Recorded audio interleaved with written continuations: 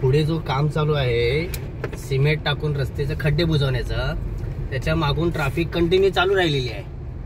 तर खड्डे रस्त्याचे बुजले कसे जाणार? त्याचबरोबर हा मागे टँकर चालू आहे,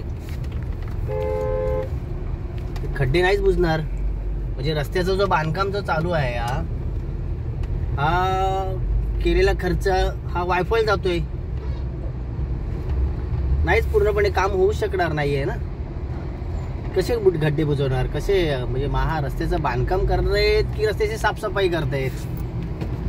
बघा तुम्ही स्वतः व्हिडिओ मध्ये बघा.